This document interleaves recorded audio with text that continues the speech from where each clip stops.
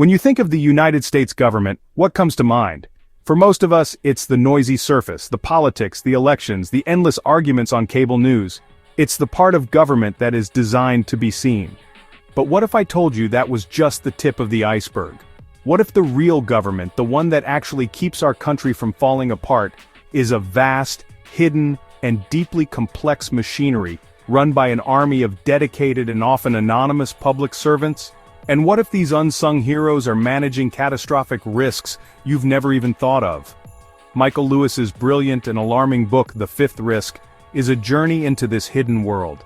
It is a real-life thriller about the crucial, life-saving work that the federal government does every single day, and a terrifying story of what happens when the people who are supposed to take the controls of this complex machine don't even bother to learn how to fly the plane. This is not a partisan political book. It is a profound philosophical inquiry into the nature of competence, the importance of knowledge, and the silent, invisible work that holds our civilization together. It is, in short, a love letter to the quiet heroes you've never heard of, and a stark warning about the ultimate risk a society can face. The Empty Briefing Room. The story of The Fifth Risk begins in the strange and chaotic period between the 2016 presidential election and the inauguration, the presidential transition. This is supposed to be a sacred and orderly process in American democracy. The outgoing administration meticulously prepares to hand over the keys to the country. They compile thousands of pages of detailed briefing books, explaining the complex challenges and existential threats that each government department is currently managing. It is a crucial transfer of knowledge, designed to ensure a seamless and safe transition of power.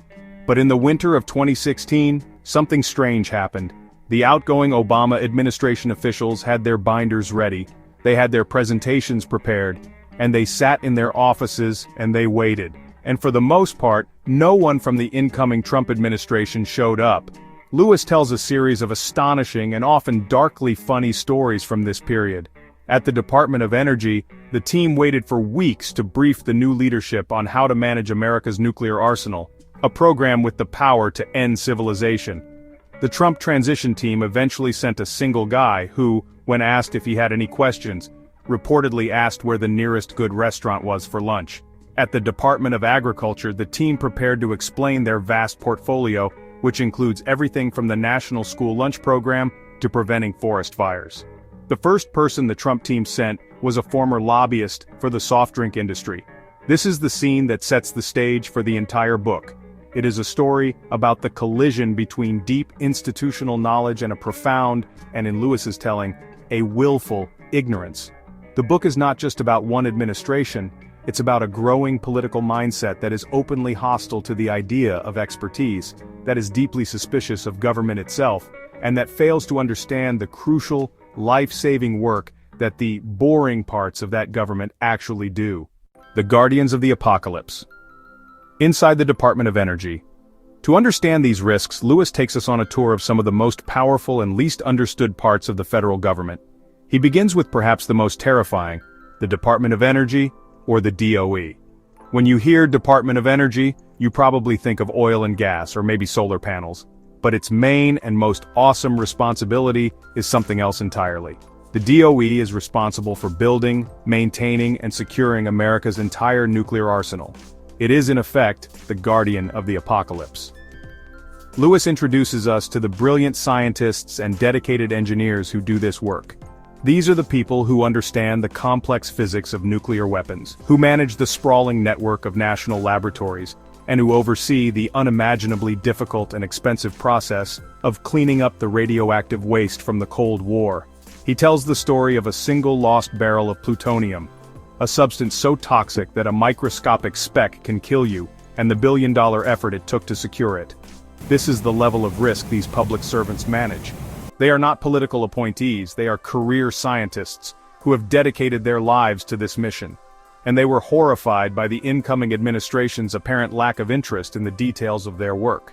For them, this wasn't an abstract political issue, it was a matter of national and global security. The manager of rural America, the surprising world of the USDA. To understand these risks, Lewis takes us on a tour of some of the most powerful and least understood parts of the federal government.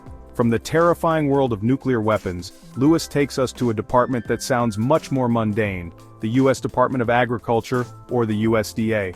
The story of the USDA is told through the eyes of another unsung hero, a woman named Kathy Sullivan.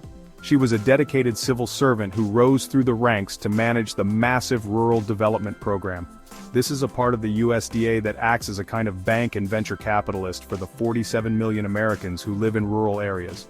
It provides home loans to families who can't get them from commercial banks. It builds hospitals and schools. It brings electricity and high-speed internet to remote communities. It is, in short, the financial engine that keeps much of rural America alive.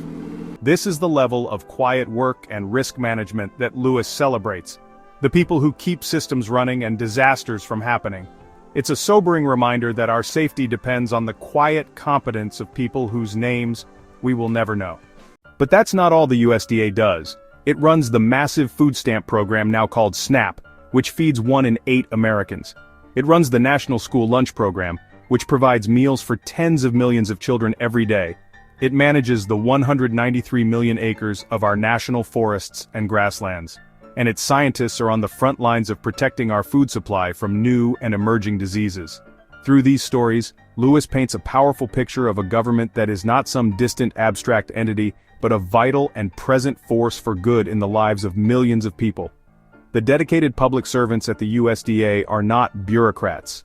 They are the people who are making sure that a family in Appalachia can get a loan for their first home, that a child in a poor neighborhood can get a healthy lunch, and that the forests we all love are protected from catastrophic fires. This section of the book is a powerful philosophical argument for the idea of the public good, and a tribute to the people who have dedicated their lives to serving it. The Weatherman for the World, the Power of Public Data. The third and final stop on Lewis's tour of the hidden government is perhaps the most fascinating of all, the National Oceanic and Atmospheric Administration, or NOAA. This is the part of the government that deals with the weather. The story here centers on another brilliant outsider who was brought into government, the first ever U.S. chief data scientist, a man named D.J. Patil. Patil's job was to find ways to use the vast amounts of data that the government collects to better serve the public. And he quickly realized that one of the most valuable and most vulnerable datasets in the entire world was our weather data. Lewis tells the incredible story of how the United States government, through NOAA, built the most sophisticated weather forecasting system on the planet. They launched the satellites, they built the supercomputers, and they gathered the data. And then, they did something truly radical. They decided to give it all away, for free, to everyone in the world. This single decision, to treat weather data as a public good, not a private commodity, created an entire industry. Every weather forecast you see on your phone, every app that tells you if it's going to rain, every airline that routes its planes around a storm, every farmer who decides when to plant their crops, they are all using at its core the free, reliable data provided by the U.S. government. The private weather industry, which is worth billions of dollars, is built on the foundation of this public service. But D.J. Patil and others saw a threat. The new administration was openly hostile to climate science and seemed interested in privatizing government functions. There was a very real fear that this incredible public resource could be sold off to a private company, which could then charge for access to it. This would not only devastate the American economy, but it would have dire consequences for the entire world, especially for poorer countries that rely on American data to predict life-threatening hurricanes and typhoons. The story of the fight to protect this data is a thrilling philosophical argument for the importance of public knowledge. It makes us ask a profound question: what is the role of government in the information age? Is it to hoard and sell data? Or is it to create a level playing field where everyone has access to the information they need to thrive? The unsung heroes at NOAA are not just predicting the weather, they are defending a fundamental principle of a democratic society. The fifth risk, the danger of willful ignorance. So what is the fifth risk? Lewis explains that in the world of project management, there are 4 standard categories of risk that you have to manage. But the former head of the Department of Energy, a man named John McCreese, added a 5th one. The 5th risk is project management itself. It's the risk that the people in charge are incompetent, that they don't have the knowledge or the experience to manage the first 4 risks. It is the risk that the pilot of the airplane doesn't know how to fly. It is, in short, the risk of willful ignorance leading to a preventable catastrophe. This, Lewis argues, is the single greatest threat that our country, and indeed any complex society, faces. We have built an incredibly sophisticated and technical civilization. We rely on a vast hidden machinery to keep our nuclear weapons safe, to predict hurricanes, to prevent the outbreak of pandemics, and to keep our economy running. This machine requires a class of dedicated, knowledgeable, and experienced people to run it. The fifth risk is what happens when we, as a society, decide that this knowledge doesn't matter. It's what happens when we treat the government not as a vital and complex tool for managing shared risks, but as a worthless or even malevolent entity to be starved and dismantled. It's what happens when we decide that expertise is a liability and that ignorance is a virtue. The final message of the fifth risk is a powerful and urgent call to action. It is a call to appreciate the fragile and miraculous nature of a well-run society. It is a call to honor the quiet, competent, and deeply patriotic work of the public servants who form the bedrock of our government. And it is a warning that the greatest threats we face may not come from a foreign enemy or a natural disaster, but from our own failure to value the knowledge and the institutions that keep us safe. It is a profound inquiry into the very foundations of a functioning civilization. If you believe that competence, knowledge, and public service are the pillars of a good society, then you are in the right place. Welcome to Geeky Philosopher. Subscribe, and let's continue to explore the hidden systems that run our world.